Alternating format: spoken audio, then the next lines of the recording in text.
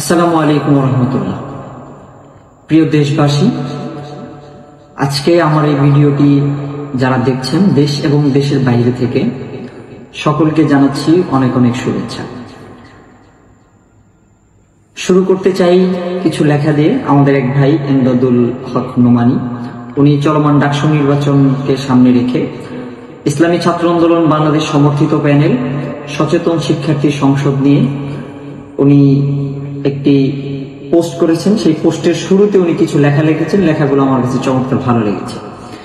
নেতা আছে কর্মী নাই, পীর সাহেব চর্ম নাই, বরিশাল্লা মনো আর লাফাইও না মনো, লোক নাই এক হলি ৩০০ আসনের প্রার্থী, পীর মুরিদি নির্ভর সংগঠনের স্থায়িত্ব নাই, এই যুগে এসব লুঙ্গি পাঞ্জাবি পরা কুর্তা আর জিকির মিকির করে রাজনীতি হয় না।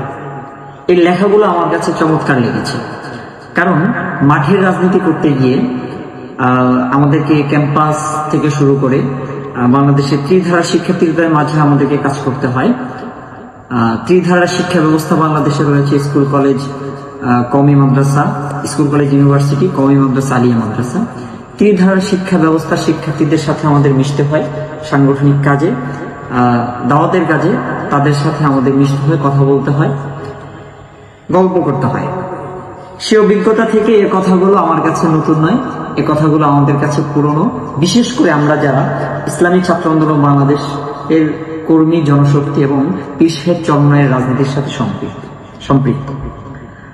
প্রিয় দেশবাসী, আপনারা জানেন 2019 সালে যে ডাকসু হয়েছিল, সেই ডাকসুতে এই ইসলামী ছাত্র আন্দোলন বাংলাদেশ তথা পীর সাহেব চরমনায়ের রাজনৈতিক দল ইসলামী আন্দোলন বাংলাদেশের ছাত্র সংগঠন ইসলামী ছাত্র আন্দোলন বাংলাদেশ সমর্থিত সচেতন শিক্ষার্থী সংসদ প্যানেল, যেটা এটা 2019 সালেও ছিল।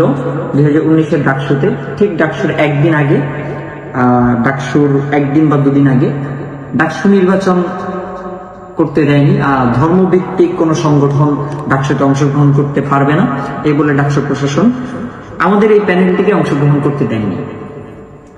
প্রিয় দেশবাসী, এই যে প্রচলিত কথাগুলো আমার ভাই লিখেছেন, লুঙ্গি পরে আসলে রাজনীতি হয় না, জিকির বিকির করে রাজনীতি হয় না, এরপরে বরিশাল্লা মনো, লোক আছে ভোট নাই, পীর সাহেব চর্ম নাই, এই কথাগুলোকে পীর সাহেব চরমনায়ের ছাত্র সংগঠন অর্থাৎ ইসলামী আন্দোলন বাংলাদেশের ছাত্র সংগঠন আজকে ভুল প্রমাণিত করেছে। আপনারা ইতিমধ্যে দেখেছেন আমাদের 24 পরবর্তী আমাদের প্রথম জাতীয় নির্বাচনের আগে আমাদের জাতীয় নির্বাচন কেমন হবে, এই আভাস বা পরীক্ষামূলক একটি নির্বাচন আপনারা বলতে পারেন ডাকসু নির্বাচন। এই ডাকসু নির্বাচনে অংশগ্রহণ করেছে ইসলামী ছাত্র আন্দোলন বাংলাদেশের সমর্থিত প্যানেল সচেতন শিক্ষার্থী সংসদ নামে প্যানেল। এই প্যানেলে ভিপি প্রার্থী হিসাবে নির্বাচন করছেন ঢাকা বিশ্ববিদ্যালয়ে ইসলামী ছাত্র আন্দোলন বাংলাদেশের সাবেক সভাপতি ইয়াসিন আরাফাত ভাই। এখান থেকে জিএস পদে নির্বাচন করছেন, 10 নং ব্যালটে নির্বাচন করছেন ইসলামী ছাত্র আন্দোলন বাংলাদেশের কেন্দ্রীয় কমিটির অ্যাসিস্ট্যান্ট সেক্রেটারি খায়রুল হাসান মারজান ভাই, যিনি আন্তর্জাতিক সম্পর্ক বিভাগে অধ্যয়নরত আছেন, এবং এজিএস পদে নির্বাচন করছেন ইসলামী ছাত্র আন্দোলন বাংলাদেশ ঢাকা বিশ্ববিদ্যালয় শাখার সাধারণ সম্পাদক সাইফ মোহাম্মদ আলাউদ্দিন ভাই। এবং আপনারা দেখেছেন পীর সাহেব চরমনায়ের রাজনীতি নিয়ে অনেকের অনেক প্রশ্ন আছে, বিশেষ করে মেয়ে প্রশ্নে, নারী শিক্ষার্থীদের প্রশ্নে বা নারী কর্মীদের প্রশ্নে আমাদের অনেক আলাপ আছে। সেই জায়গাটাতে আপনারা দেখেছেন আমাদের যে প্যানেল সচেতন শিক্ষার্থী প্যানেল, এই প্যানেলে আমাদের 3 জন মেয়ে আছে এবং খুব গুরুত্বপূর্ণ একটি পদে নির্বাচন করছেন বিজ্ঞান ও প্রযুক্তি সম্পাদক হিসাবে একজন প্রার্থী নির্বাচন করছেন, যিনি প্রায় এই প্যানেলের 5 নাম্বার পদে উনি নির্বাচন করছেন। এই যে আমার কথা হচ্ছে এই জায়গায় যে এই যে আমরা মাঠে ঘাটে শুনে আসতাম যে পীর সাহেব বলে মুরিদ আছে ভোট নাই, পীর সাহেব চর্ম নাই, সেটিকে কিন্তু অলরেডি পীর সাহেব চরমনায়ের ছাত্র সংগঠন ইসলামী ছাত্র আন্দোলন বাংলাদেশ সেই কথাটিকে ভুল প্রমাণিত করে পরপর 2টি ডাকসু নির্বাচন অর্থাৎ 19 এবং আগামীকাল অনুষ্ঠিত হতে যাওয়া ডাকসু নির্বাচন প্রমাণ করে পীর সাহেব চরমনায়ের শুধুমাত্র মুরিদ আছে, ভোট নাই, বা মুরিদ আছে, কর্মী নাই, এমনটা নয়। পীর সাহেব চরমনায় অত্যন্ত দক্ষ কর্মী আছে এবং আপনারা দেখেছেন অত্যন্ত গুরুত্বপূর্ণ একটি পদে নির্বাচন করছেন, অর্থাৎ ডাকসু নির্বাচনে এজিএস পদে নির্বাচন করছেন আন্তর্জাতিক সম্পর্ক বিভাগের একজন শিক্ষার্থী, যিনি ইসলামী ছাত্র আন্দোলন বাংলাদেশের সাথে দীর্ঘদিন যাবৎ সম্পৃক্ত, একদম ঢাবিতে।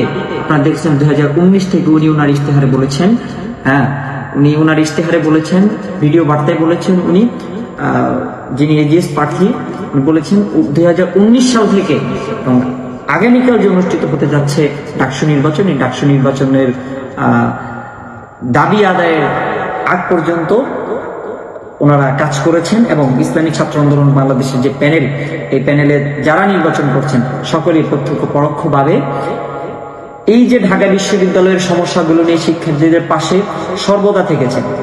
সবচেয়ে চমৎকার কথা হচ্ছে আওয়ামী ফেস্টের সময় সকল বাধাকে উপেক্ষা করে তারা কাজ করেছে।